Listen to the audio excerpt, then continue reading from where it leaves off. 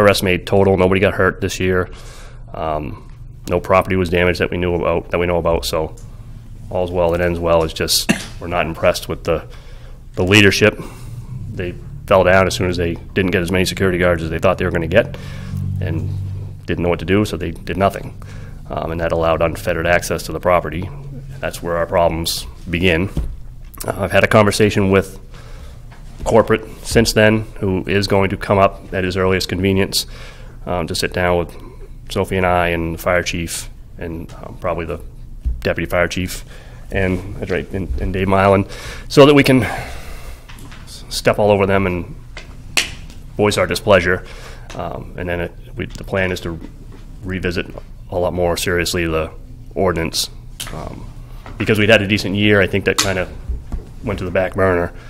But it just once again shows that they don't understand fully what they have up there and how to monitor and manage their property. So I think we need to tighten up the ordinance and make them manage their property a little better. Can I say something? Sure. I just want to ask, it seems like that they bear a lot of the responsibility, as it sounds like you're saying too, because the fact is they did put out all that advertising, and those students, while they certainly didn't behave the way I would like to have had them behave, there was a great incentive for them to show up, and then that crowd just built.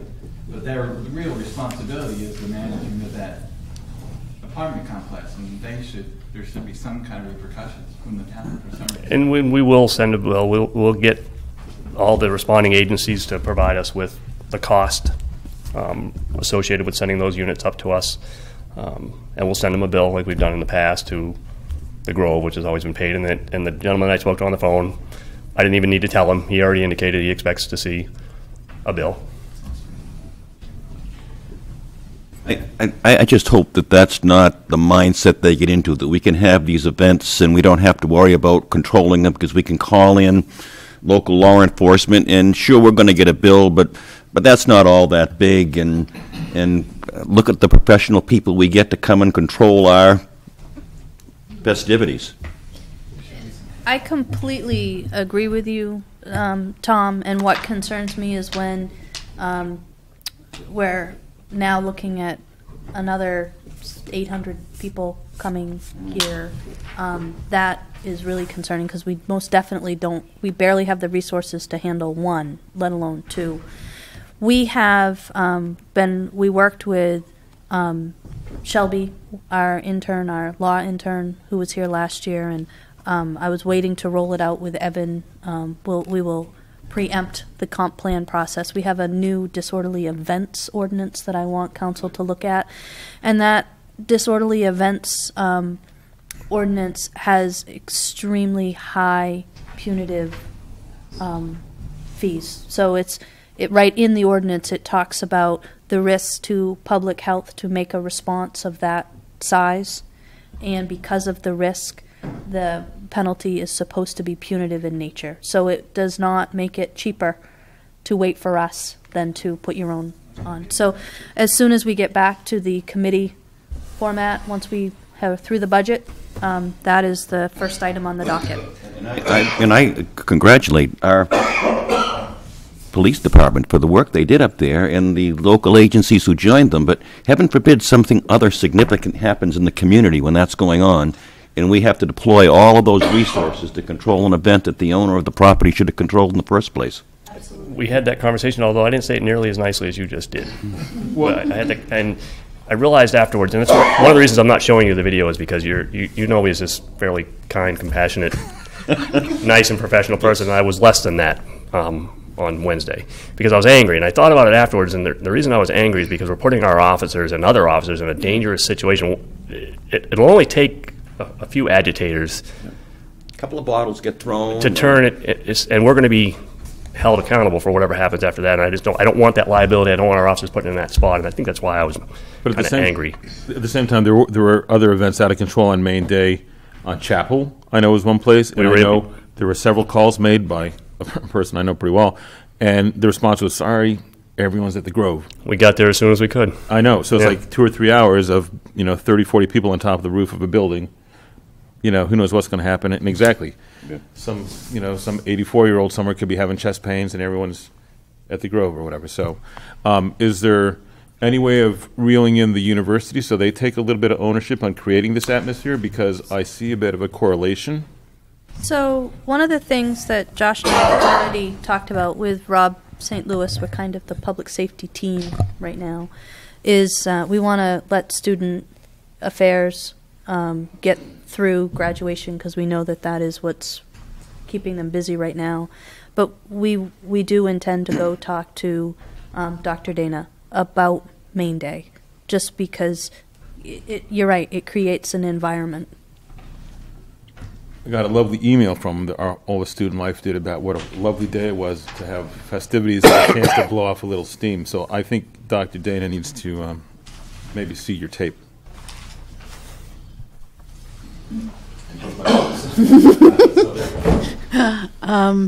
Anyone else have any questions or comments for Josh? Thanks, Josh. Thank you for updating us and handling all of that. All right, we will move on to unfinished business. I don't think we have any. Moving on to the consent agenda, I would like to just point out that part of the consent agenda is setting a public hearing on the budget for June 13th at 7 p.m., and it's including the village tax, discussion about the village tax. June 14th is the primary and school budget vote. And May 19th, we are proclaiming Arbor Day. I believe the rest of the nation might be doing that as well. And the other thing is I'd like to acknowledge Tom Perry's reappointment to the Legislative Policy Committee. He does a great job working on that and picking legislation for us. Just to clarify, renomination. Yes. So it's an election. Oh, sorry. We have power, just not that. Oh, he will automatically get it, I know. Madam Chair, could we also point out to everybody when the warrants for the school budget are going to be voted on? I don't remember the date and the time. Do you know that, Sophie? June 14th? That's the June referendum. 13th. Oh, the validation Yeah, election? for the warrants. The 17th of May? What's the day of the week? Wait, give me just a second. Because that's it's an important vote as the primaries are.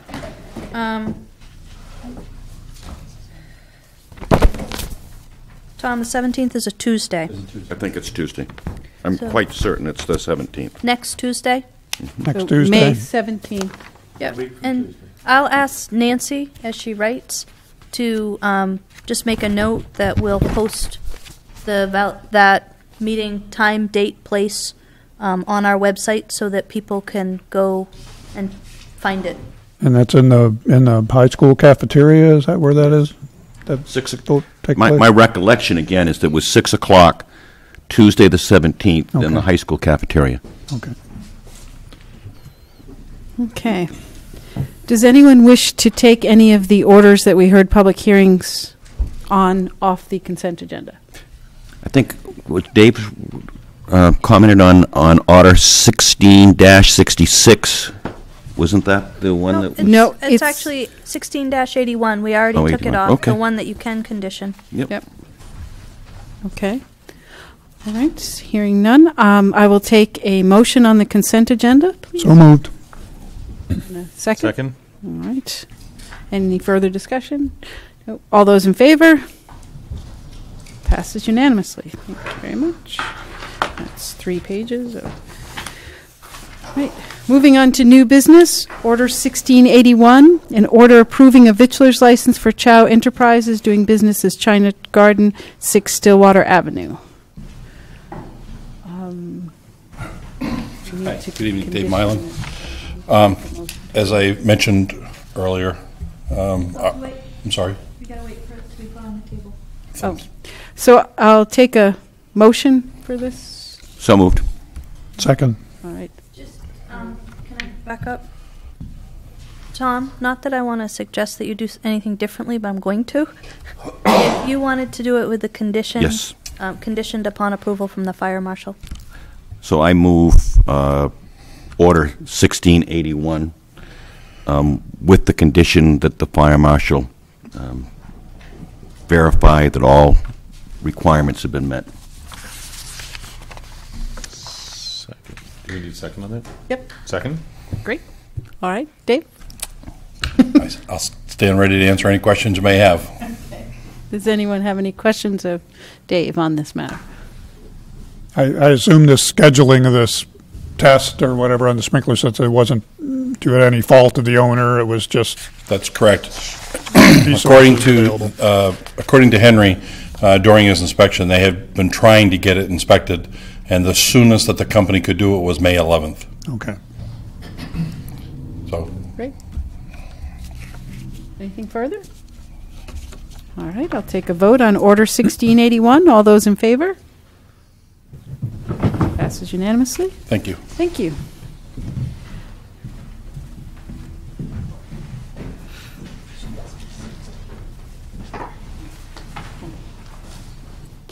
Moving on to Order 1682, order approving an ordinance amendment to the Land Use Ordinance Section 18-31 definitions and Section 18-140 signs, defining and allowing light pole signs in certain locations. Yes, it is a typo. We have corrected it with our secretary. I need a motion on this, please. So moved? Second, please. Second. All right. Evan. Good evening. I'm Evan Rickert, Town Planner, and this is the first amendment that flows out of the comprehensive plan that has gotten to this final implementation stage. As you know, the Planning Board heard this and recommended approval. You heard this in public hearing in March, and it is now ready for final action. The amendment is a pretty narrow one. It would allow so-called light pole signs, which are defined by public light pole signs in the public rights-of-way, as well as private light pole signs in a newly defined term called urban plazas. And that's partly the request of some property owners about this, partly because our sign ordinance is out of date, has not caught up with all the formats of signs that have evolved over the years, and in time there will be a more comprehensive review of the sign ordinance, but this is one that's immediately before us. Anyone have any questions or comments for Evan? No, I think we've covered this pretty thoroughly, so I will take a vote on Order 1682. All those in favor? Passes unanimously. Moving on to Order 1683, order approving an ordinance amendment to the Land Use Ordinance Section 18-136, clustered development, concerning land area and sewer and water supply systems required in clustered developments. Take a motion, please. Move approval. Second? All right. Evan? This also flows from the comprehensive plan. It's one of the relatively minor upfront implementing measures that we are proposing to take. It does two things, basically. One is that reduces the amount of land area required in our residential zoning districts for clustering from 5 acres to 3 acres, because there appear to be several opportunities that would promote some of the types of housing that the community would like to see. And the second thing it does is it addresses a couple of technical items in the forestry and agriculture district where densities are low, land is available, and it's perfectly able to support on-site wells and septic systems on lots that meet state plumbing code standards. And property owners who have discussed this with us have indicated that that's the way they would like to go and still meet all the clustering standards in the Chapter 8 district. This again came out of Planning Board with a recommendation for adoption. It's been to public hearing before the council. Great. Any Comments or questions from council? Again, I think we've heard a lot about this one as well. So I'll take a vote on Order 1683. All those in favor? Passes unanimously. Thank you, Evan. Order 1684, order approving a project budget of $270,836 for the construction of the Village Green, with $260,000 from the Village Green Fund and $10,836 from the Library Construction Fund, and further awarding the bid for construction of the Orono Village Green adjacent to the Orono Public Library to Sargent Corporation of Old Town, Maine, in an amount not to exceed $212,968 to be drawn from the Village Green Fund, $202,132, and Library Construction Fund of $10,836. Take a motion on that, please. Moved. Second.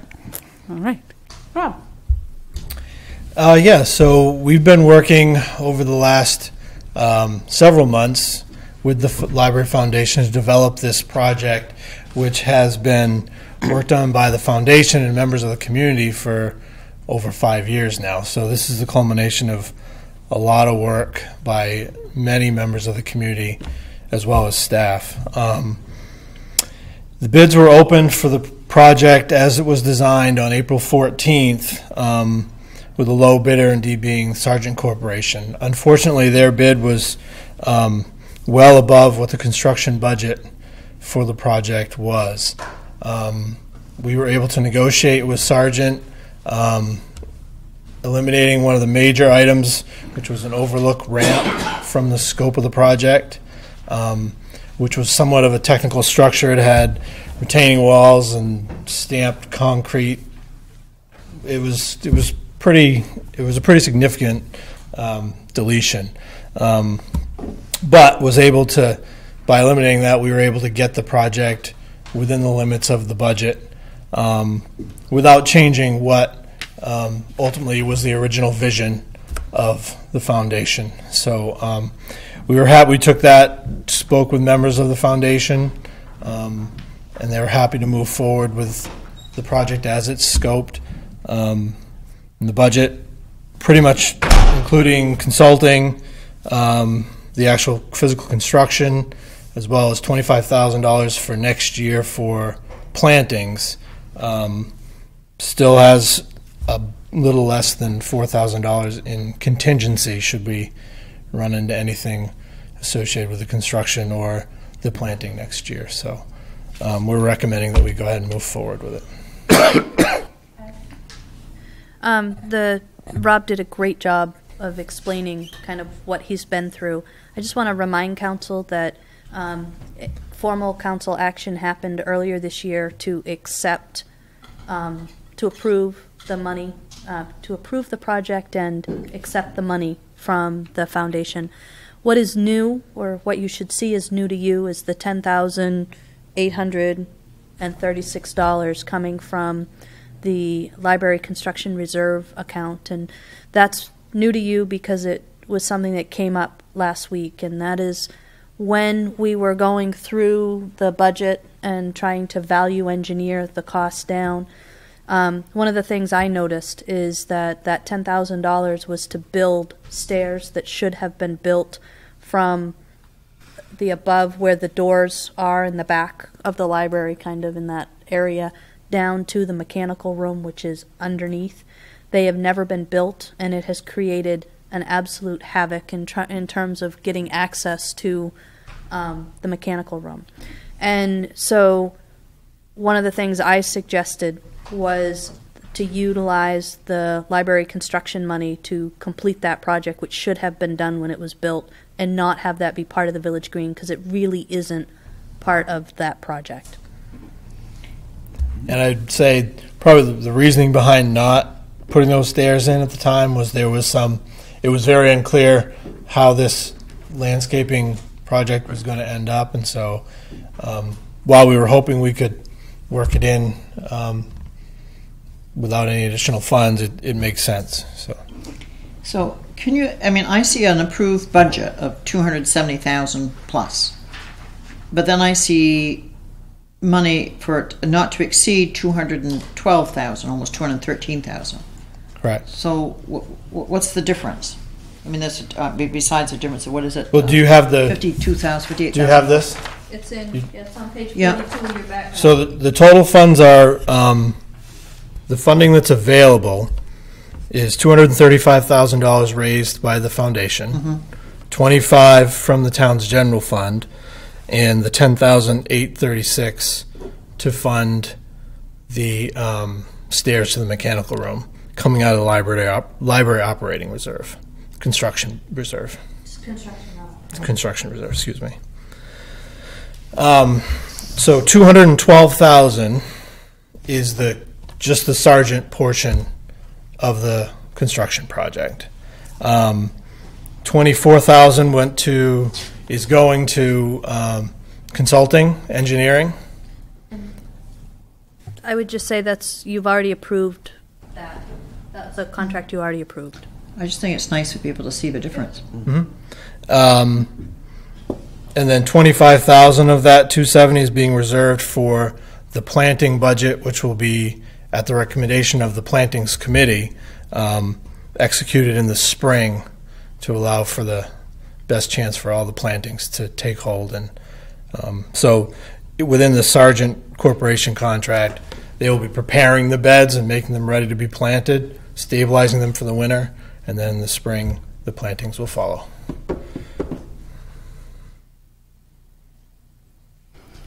So will that, if we use the library operating reserve, Look at the other do we sheet. have much left in that? So so when Rob and No, Rob, I've got it. Thank you. got it? Yeah. So when Rob and I first talked about this, we talked about using the operating reserve, and then it was like, wait a minute, that makes no sense because this is part of construction. We should use the rest of the construction fund. And I think in my background, I let you know that I think we would have like $5,000, $4,000 or $5,000 left. There's 16 in there now. So yeah, just a little bit over $6,000 left. Yeah. Excuse me. I'm sorry. And my recommendation would likely be, you'll see it in June, is going to be to roll that construction money at $6,000 into the operating reserve so that we clean up some of those straggling accounts. At one time, Sophie, we decided that when the original construction was being done, there was $25,000 that was supposed to be for plantings. Is that the $25,000 that's coming from the general fund, or is that on top of? Because I remember at one time we made a commitment to the Friends for $25,000 so that they could get their budget goal for funding, grant funding. Yep, we made the commitment to the foundation for the $25,000. We did it as a pledge. Their treasurer was kind enough to agree that we didn't need to cut the check to them so that they could cut the check back to us.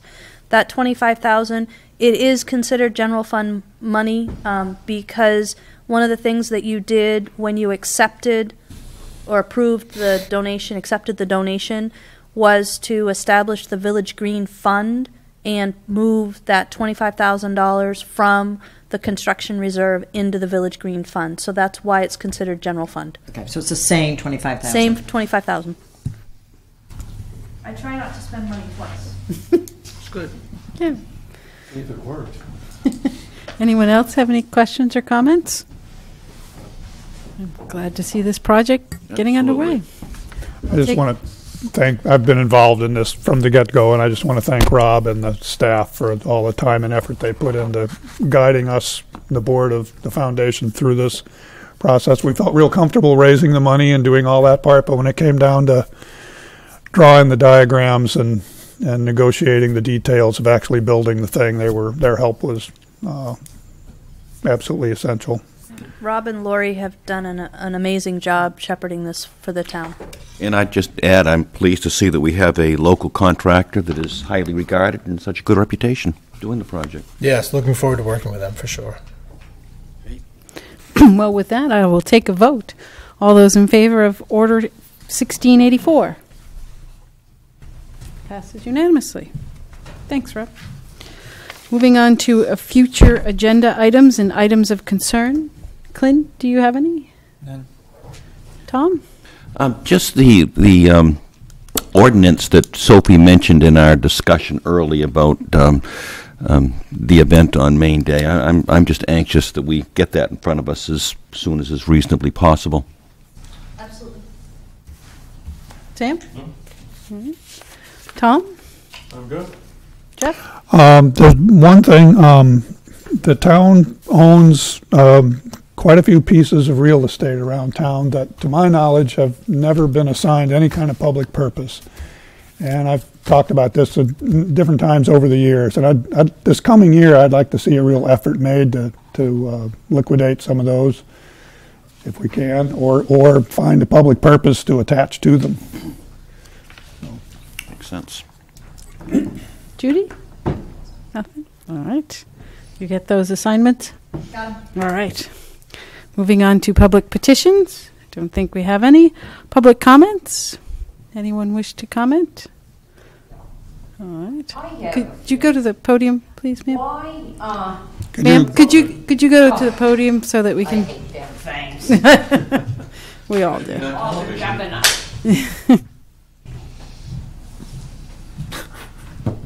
Now, I have a few questions. Who actually made the decision to move the Historical Society down there? In Birch Street School, you are not only hurting the Historical Society, you've got seniors that are being hurt because a lot of times the dining room will be, you can't have half the people. You've got young children that have gardens down there that they can't have. You're shipping them somewhere else. Hey, come on. What, is it that the seniors, the Historical Society, and the children in this town don't mean a thing, or what? Because that's sure the way it looks to a lot of us. If you would like. I don't know if you want me to or... Is the speaker finished? Huh? Are you finished? Momentarily. Well, I don't think we want to get into a big debate. If we've heard what we need to hear and we're going to respond to it, that's fine. Yeah. Please. That works. So, I made the decision to move the Historical Society. I talked with it briefly with council and committee. Unfortunately, the needs of the departmental activities that are our mission to provide, a primary mission to provide, outweigh some other needs. We've been to the Historical Society twice this afternoon, knowing that you had this concern, Diane. I talked with the president of the Historical Society, who assured me that while people are not thrilled about the move, they completely understand it and that they are prepared to move forward with it. The issue that you talked with about seniors, the primary seniors that use that are with the Housing Foundation, and we've talked to Rosemary at length to make sure that there would be adequate space. And the Garden Club, we've talked with folks at the Garden Club. They have spilled into that space. They've not always had that space, and if the Garden Club continues, which we're not sure there will be enough activity, we haven't been able to grow younger folks to come up to do that. We're not sure it will continue, but if it does, there's adequate space with the rest of the building to be able to do that. So this isn't a decision that was made in a vacuum. This is not a decision that was easy, but we needed to put Parks and Rec in the Historical Society's space in order to be able to perform Parks and Rec duties. Well, you know what, my feeling, and I'll admit, and I don't think it's just my own, that the Historical Society, the town doesn't care about the history of this town. That's absolutely inaccurate, and I'm offended by the comment. I've been a resident of Orono for over 50 years. I deeply care about the town, and I deeply care about the Historical Society, and I just can't imagine where that comment comes from. Thank you very much, ma'am. Well, I figured it was a waste of time anyway to voice opinions around this town. Well, you've been heard, and it sadly it was one of those things that we had to weigh. And I mean, I'm one of those persons, I would say, much like Tom, I have a long history with the town, and I do think that we do appreciate what's happening. I'm hoping, quite frankly, that maybe that there can be some kind of a coalition with the library and the Historical Society, and maybe they could work together, because, as someone that went to use the Historical Society once, I was kind of felt sad that so many of those pictures and everything that are available aren't really cataloged well, and I was hoping maybe this would be an opportunity to work with the library and possibly do some cataloging or help out with that. So maybe things could actually be better. We're hoping. Is that possible that they could be better? Well, I would hope they would be. I'm hoping that they will be too. In honesty. Yeah. Because those kids were learning. Oh, I know. Gardening. They were helping the seniors. They were getting involved. The whole 9 yards, sure. Yeah, and I think too that that is something. I mean, I felt bad to think that maybe the garden club doesn't continue, not because of the interest that's there, but that the children, that the young children not coming into the program, and maybe there's something we can do to help that happen. Because I agree with you, and I also think to have the children there with the library nearby, and with the senior citizens. I mean, I think that's always been a nice blend to have the senior citizens with the young children. So maybe we can do something to encourage more participation in the garden club, because it would be a shame. That's been a lovely program. I agree. Our understanding is that they cannot be there. No, they can be there. Yeah. Okay. Well, let's hope that that's not. I don't think that we wanted them to move. Those gardens have certainly been a really interesting part of the town of Orono. So I would hate to see that those would. No, I'm talking. I know that the community gardens. One that the university and stuff does.